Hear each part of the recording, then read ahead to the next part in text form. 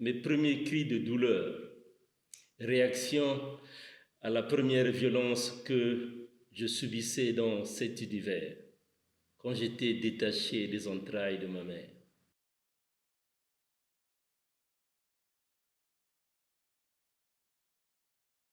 Mesdames, bonjour, messieurs, bonjour, bienvenue sur la vitrine de l'emploi, ce programme de Radio Camille pour la valorisation des savoir-faire et des savoir-faire de la diaspora africaine.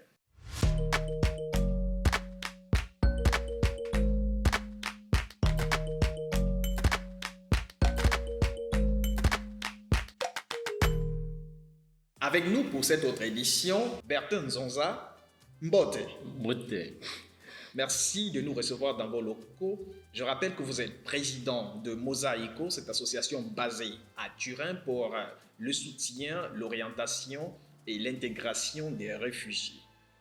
Ma première question, qui est Monsieur Nzonza? D'ailleurs, j'aimerais d'emblée vous remercier, mon frère David, de cette opportunité que je dirais noble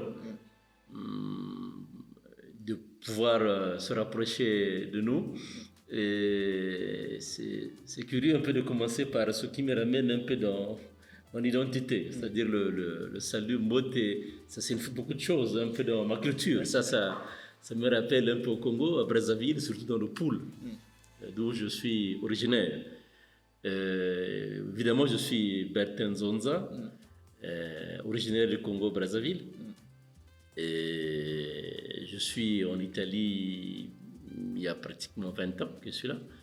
Je suis arrivé comme demandeur d'asile et j'ai fait un parcours comme le fait toute personne qui arrive dans un contexte de conflit, comme sans oublier. Je n'aimerais pas vous le rappeler que je viens au Congo-Brazzaville où c'est un pays depuis pratiquement les années 90, il vit une instabilité politique. Et donc, à un moment donné de mon parcours, j'ai décidé de laisser le pays. Et donc, la première opportunité que j'ai eue, c'est d'arriver en Italie. Évidemment, quand je parle de l'Italie, nombreux me posent cette question vraiment spontanément. Pourquoi le Congo? Pourquoi l'Italie d'ailleurs? Au moment où, en parlant français, je pouvais me retrouver en France, je ne sais pas, en Belgique ou où. Évidemment, je leur dis simplement que la première opportunité que j'ai eue de sortir du pays, me retrouver dans un pays tiers, c'était l'Italie. C'est pourquoi je me suis retrouvé ici. Également, je le dis souvent, qu'arriver ici, évidemment, parce que tout était nouveau, donc c'était un mal nécessaire. Aujourd'hui, je peux le dire avec beaucoup de courage, parce que j'ai fait un parcours et aujourd'hui, j'essaie d'être utile un peu de la communauté qui m'a accueilli. Justement, parlant de votre parcours, vous avez mis sur pied une association depuis 2006 à Turin, c'est en Italie, Mosaïco. 2 questions. Pourquoi Mosaïco? Le nom, les objectifs, pourquoi? Oui, évidemment, à un moment donné, je m'interroge également. Je ne me rappelle plus pourquoi on avait appelé ça Mosaïque. Mais aujourd'hui, ce qui est curieux, c'est aujourd'hui que je le comprends. Il est difficile de le dire parce que généralement, quand tu donnes un nom à une chose, à une organisation, derrière, il peut y avoir quelque chose là. Mais évidemment, peut-être, là, je le dis, au départ, nous étions une diversité, parce que moi je viens du Congo, il y avait un ami soudanais et il y avait un Turc qu'on était autour. Et donc, il nous vient l'idée, après, à un moment donné, on se dit on doit créer un cadre. Évidemment, c'est aujourd'hui que je réalise c'est cette diversité qui nous avait animés, cette mosaïque aujourd'hui qui est constituée non seulement ceux qui viennent de diverses réalités, pays, continents et tout. Il y a également cette diversité de religions, cette diversité de compétences et également de valeurs. Et ça se justifie aujourd'hui ce nom-là, mosaïque. Mais j'aimerais revenir un peu à la genèse de cette pourquoi nous sommes arrivés à ça. Évidemment, moi, j'arrive en Italie dans un contexte très difficile. C'est quand je lui ai dit, quand je dis à ma femme, aujourd'hui, il se dit, mais tu me l'as jamais dit quand j'étais au pays. Mais je te le dis parce qu'aujourd'hui, c'est devenu l'histoire. Parce qu'il est arrivé à un moment donné de mon parcours, il me manquait une brosse à dents. Une brosse à dents, à l'époque, je ne sais pas moi combien ça coûtait, aux 50 centimes ou quoi. Et pour moi, c'était comme, qui dirait, comme on dit chez nous, c'est comme le crocodile lorsque il veut s'échapper de la pluie, il se jette dans l'eau. Il pense résoudre quelque chose. Et donc, moi, j'ai laissé Brazzaville parce que le contexte ne me permettait pas et tout, les droits n'étaient pas garantis et tout. Je m'arrive en Italie et je vis une situation plus ou moins similaire. Et il n'y avait pas la violence physique, mais la violence psychologique et psychique et tout. Et c'était plus dur que... Vous pouvez imaginer, parce que je suis arrivé à un moment donné déprimé. Et j'ai fini également dans un centre où je devrais être accompagné psychologiquement. J'arrive à ce niveau-là. Mais comment vous vivez ce moment pour la petite histoire? Et évidemment, ce que je voulais dire, j'arrive dans ce cadre-là, un centre qu'on appelle France Fanon. Donc, quelqu'un me conseille, mais je crois qu'il faut... Et là, il y a un professeur qui va me suivre, le professeur Roberto Beneducci, qui est ethnopsychiatre, un anthropologue. Et donc, au premier entretien, le deuxième, à un moment donné, il me dit, Bertin, toi, je crois que tu n'as pas besoin de ce type de thérapie. Mais je te le dirai un jour quand le cadre sera favorable. Mais si tu as besoin, tu peux me contacter facilement et tout ça. Et une semaine après, il me rappelle, il me dit, Bertin, voilà, je sais ce qu'on doit faire avec toi. Et donc, je devais organiser une conférence. Et il me dit, Bertin, moi, je veux organiser une conférence, mais on doit le faire avec toi. Le thème, c'est celui-là. Moi, je ne te dirai pas ce que tu dois dire, mais je sais que tu as quelque chose à dire. Et donc, pour moi, lorsque j'ai participé à cette conférence avec le professeur Benedetto, pour moi, c'était une thérapie. Ce qui nous amène très exactement à revenir, à faire un pas en arrière sur le test que vous avez écouté, mesdames, messieurs, à l'introduction de ce programme. C'était une sorte de thérapie pour vous qui nous écoutez. C'est une personne, c'est un cœur qui s'ouvre à vous, mais c'est surtout une thérapie pour vous qui vous reconnaîtrez dans ce test-là. Monsieur Zonza, revenons à Mosaico. Vos combats, vos projets, vos initiatives. Oui, évidemment. Et pourquoi j'ai parlé de ce professeur Beneducci? Parce qu'évidemment, ce contact avec ce professeur Beneducci m'a fait croire en moi-même. Parce qu'à un moment donné, j'avais perdu l'espérance, l'espoir de croire même en moi-même. Et lorsque j'ai rencontré le professeur Beneducci, j'ai cru que je pouvais être encore utile. Et c'est là naît, je dirais, l'idée de pouvoir créer un espace d'expression. Parce qu'à la fin, Mosaico, c'est... à un moment donné, je me dis, j'ai été utile dans le contexte où je suis né, j'ai grandi, j'ai fait des choses. Et en voyant un professeur à mes côtés qui me dit, Bertin, toi, tu as quelque chose à apporter à cette communauté, dans cette société qui t'a accueilli. Et si tu as besoin, moi, je suis là. Et donc, c'est là où il me dit, écoute, si tu penses créer un cadre, tu peux le faire.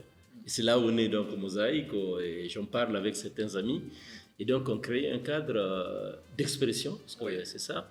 Et comme objectif, nous sommes dit que les difficultés personnellement que j'avais rencontrées au départ, quand je suis arrivé, c'est-à-dire autour de toi, il y avait un désert. Donc, je peux le dire, quand je me présentais à la police, à la questura pour faire la demande d'asile, même il n'y a pas d'interprète. Tu comprends? C'est le policier qui se débrouille à parler en français. Donc, il y avait un cadre autour de moi qui pouvait m'orienter sur le parcours que je devrais faire. Et ça, je me suis dit, je crois que je n'aimerais pas que ceux qui arriveront après moi puissent vivre cette même difficulté. Et donc, c'est là où je crée un cadre, donc Mosaico Action pour les réfugiés. Et la première chose que je mets en place, c'est un guichet d'information. Ici, bon, en italien, on appelle ça sportello, mais moi, je dirais nous, je n'avais pas voulu appeler ça sportello, parce que le sportello, d'un côté, il y a l'opérateur qui est là, de l'autre, il y a personne il y a la demande personne des qui demande informations. des informations. Je dis, mais je lui appelle ça point d'information. Donc, à Paris, il y a qui arrive, il peut s'adresser librement et tout ça. Si je peux être utile, je le fais.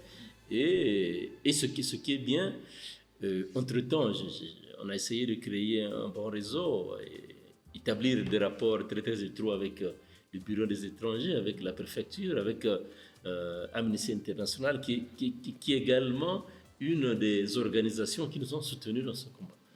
Et donc, ça, c'était la première activité. Je me suis dit, il faut qu'on crée un espace où ceux qui arrivent après nous pour demander l'asile, qui est un point de repère où ils peuvent venir rencontrer ceux qui ont vécu la même histoire. Et donc, c'est là où on commence cette expérience. On était avant dans une structure qu'on appelle le Casa del Quartiere, qui est pas loin, non loin d'ici. Un quartier un tout petit peu... Voilà. Et donc, on était là parce que, entre-temps, avec le responsable de cette structure, on était devenus des amis parce que moi, après que j'ai eu une reconnaissance par rapport au droit d'asile, j'ai travaillé comme médiateur de la rue. Et donc, j'ai fait la connaissance de ce monsieur qui est également très, très attentif par rapport à ce thème. Et donc, lorsque je lui ai proposé, il a ouvert disons, les bras, où je vous accueille volontiers. Et donc, c'est là où on a commencé notre première expérience. Et donc, la première activité, et on a mis en place, c'était ça. Mais parmi les objectifs qu'on avait pensé, c'est créer un cadre d'information. Ouais. Et l'autre, c'est sensibiliser la citoyenneté, la communauté. Parce que lorsque nous sommes arrivés, il y avait cette confusion entre guillemets ceux immigrés économiques, entre guillemets, même si à la fin, pratiquement, c'est les mêmes difficultés que l'immigré vit ici, et ceux qui s'échappent parce qu'il est contraint de laisser son pays sans le vouloir. Ouais. Et donc, ce thème de l'asile, on a essayé un peu de créer un cadre pour sensibiliser la population et la citoyenneté que les réfugiés, si, entre guillemets, l'immigré économique, à un moment donné, quand il part, il est préparé moralement, que là où il arrive, il peut rencontrer des difficultés, mais le réfugié, il part sans le vouloir. Et donc, il devrait avoir un traitement divers par rapport à l'immigré économique. Donc, on a créé ce. Et d'autres objectifs, c'est essayer de les accompagner dans leur parcours. Donc, il y a l'information, sensibilisation, également accompagnement dans le parcours qui... En effet, je ne vous coupe pas. On a vu qu'un des derniers projets sur lequel vous êtes très, très reconnu, vous travaillez d'arrache-pied, c'est le soutien aux personnes réfugiées qui voudraient continuer leurs études académiques. Une chose qui qui semble une innovation sur le territoire ou alors dans l'environnement qui vous accueille, qui nous accueille. Parlez-nous-en un peu plus. Oui, évidemment, ceux qui on est suivis, c'est-à-dire les activités, sont sur la base, je dirais, d'une observation. C'est-à-dire à chaque fois qu'on observait un vide et tout, on essayait de mettre sur pied quelque chose également se limitant par rapport à nos moyens. Et donc le projet dont tu fais allusion, mon frère David, c'est également sur la base d'une observation. Parce que quand nous sommes arrivés, et lorsque quelqu'un disait que non, mais écoutez, moi, dans mon parcours, j'étais à l'université et je devrais laisser un peu mon parcours universitaire parce que bon. Et quand tu en parlais aux opératrices qui étaient autour de toi, c'était un mystère. Non, ben écoute, va faire la maçonnerie. Pourquoi selon vous? Et je dirais... Une sous-estimation des compétences... Tu sais, bon, en fait, David, là, ça me revient un peu sur le texte que j'ai lu. Tu sais, nous portons un héritage très, très lourd, notre passé. L'esclavage, la colonisation et tout. Et ça, je le vois. Pour certaines qui, je le dis, sont pourtant offensés, certains amis italiens, et nombreux, ils n'ont pas assez d'informations sur ce qu'est l'Africain. L'Africain, c'est celui-là qu'on présente à la télévision comme des ventres ballonnés. C'est ceux-là qui... je ne sais pas où ils vont trouver ces images-là. Mais en fait, l'Africain, c'est celui-là. C'est celui-là qui est habitué à faire à commander, justement, c'est ça, de commander. Portateur des besoins, et il est capable apparemment de rien. Et c'est un peu ça. Quand tu parles de l'université, à un moment donné, il rit même avant de te répondre. Et tu vois. Et je crois que c'est ça même si certains, je voudrais citer également mon frère Alema Bankou qui dit qu'il faudrait traiter ce thème, l'histoire un peu l'histoire de l'Afrique, quand on parle de la colonisation de l'esclavage et tout, avec moins de passion, mais faudrait le dire, ça influe aujourd'hui.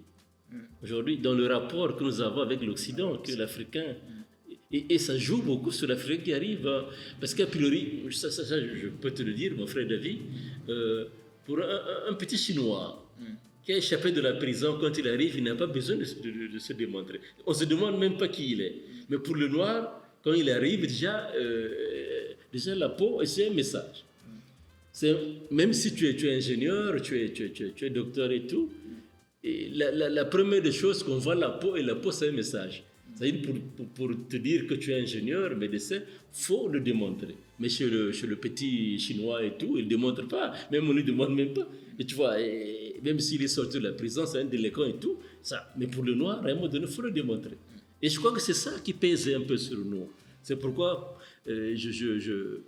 j'essaie également de le dire à certains frères qui sont arrivés, cadets et enfants, je dirais, qui sont arrivés après moi. Je dis que je crois que nous sommes dans un contexte où c'est pas facile, mais il faudrait être guéri et démontrer vraiment que tu es en même de faire des choses, parce qu'ils ont besoin de ça.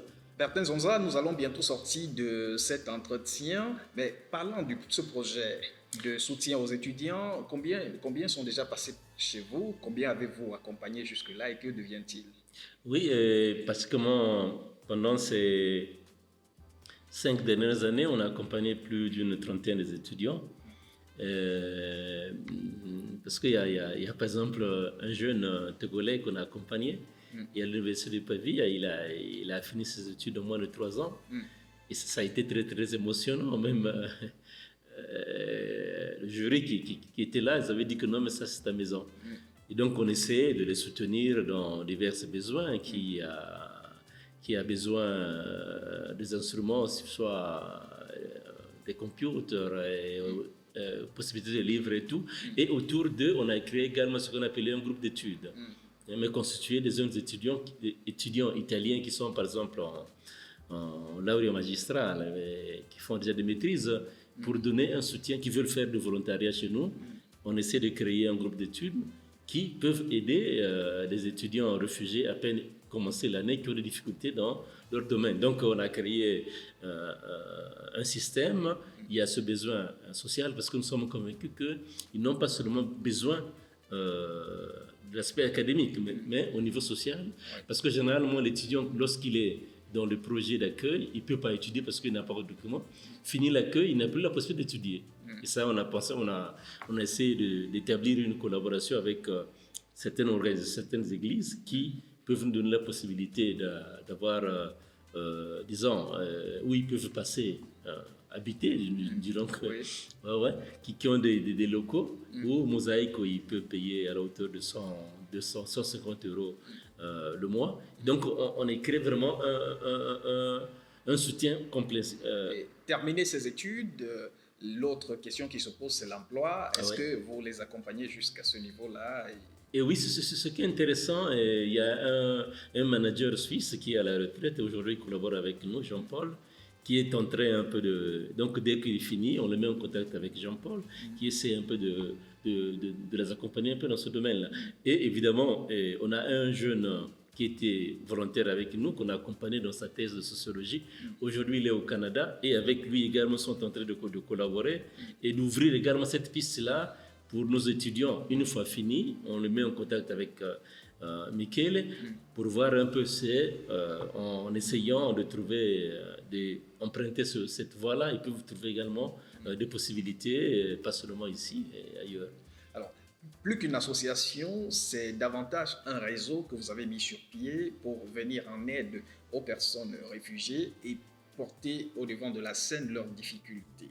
Nous avons évoqué dans le cadre d'une édition précédente de la vitrine de l'emploi la problématique de l'entrepreneuriat social. Est-ce que vous pensez concrètement qu'on peut faire carrière dans le social et gagner sa vie? Bon, le mot carrière, je ne sais pas ce que tu veux dire par là, mais enfin, je, je dirais, parce qu'à un moment donné, ça, pour le dire, il y a une organisation qui, je ne sais pas comment ils nous ont découvert, qu'on appelle Open Society, qui soutient les initiatives des immigrés. Et ils avaient réalisé que ce que nous faisons devrait être soutenu. Et donc, lorsqu'ils sont venus nous voir ici, venant le siège européen qui est à Londres, ils sont venus nous voir et pour eux, ils ont pensé qu'on devrait avoir un salaire.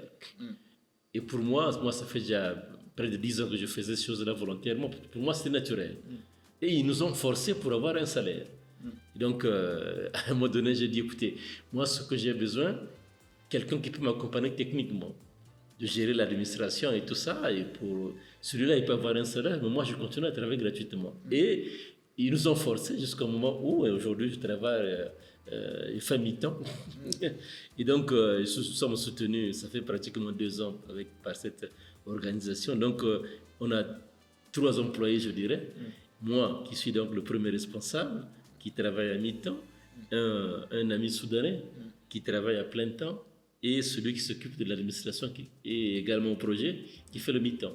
Et donc là, on a trois qui travaillent à mi-temps. Et également, entre-temps, on a mis en place un projet sur la médiation de la rue, sociale de la rue. Et on a un certain nombre de réfugiés qui font la médiation. C'est des étudiants réfugiés également. Ils essaient d'intercepter certains réfugiés, demandeurs d'asile dans la rue qui ont besoin d'une orientation. Et cela également, la compagnie San Paolo, ils ont donné un peu des moyens. Et également, on essaie de donner un petit soutien économique à ces étudiants réfugiés qui essaient de faire ce travail dans la rue. Et donc, bon, je ne sais pas si je peux appeler un peu, mais enfin, je dirais, nous sommes partis de volontariat pur, et aujourd'hui, ce petit temps qu'on essaie de dédier un peu à l'organisation, c'est rémunéré tout de même. Bon, rémunéré, je ne sais pas si c'est le mot approprié, mais enfin, il y a quand même un petit quelque chose. Voilà. Vous l'avez compris, mesdames, messieurs, le monde du social regorge aussi de beaucoup d'opportunités à saisir. Merci, monsieur Bertrand Zonza, de vous être prêté au jeu de cette interview. Merci pour cette contribution et surtout... Mais si vous le permettez, je voulais dire une chose également. Peut-être Mosaïque, ça fait pratiquement 7 ans. Oui. Il fait partie du Conseil européen pour les réfugiés. Et donc, c'est la première association de réfugiés de rentrer dans ce réseau-là. Et la dernière assemblée qui s'est tenue en Serbie, nous représentons la région méditerranéenne. Donc, la France, l'Espagne, le Portugal et tout. Mosaïque, dans ce réseau de 115 organisations. Et donc, nous représentons la région méditerranéenne. Et c'est la première association qui a mené le thème sur l'intégration que vous voyez là.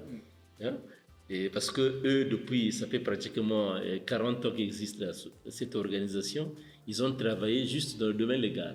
Et nous, on a dit que le réfugié, ce n'est pas seulement l'aspect légal, mais c'est également le social. Et il faut mettre les 2 aspects en liaison pour essayer d'amener ou d'apporter un accompagnement beaucoup plus complet.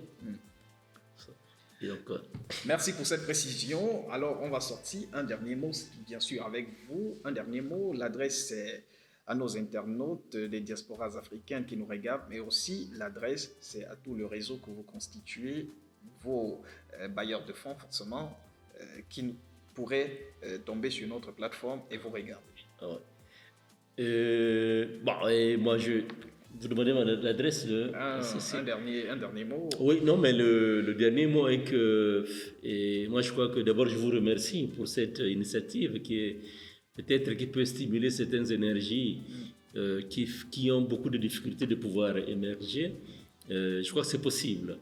Comme je disais avant, il y a toujours ce préjugé-là, mais on a beaucoup de choses à apporter.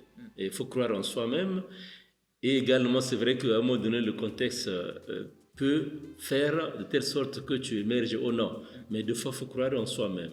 Et nous, ça fait 13 ans, on essaie un peu d'apporter notre contribution à cette communauté qui nous a réussi. Également, il y a des organisations qui ont pensé que ce que nous avons mis en place peut être utile pour la société. On nous soutient. Il y a la compagnie San Paolo, il y a pas mal d'organisations qui sont là derrière nous et nous espérons être utiles dans le contexte que nous a accueillis.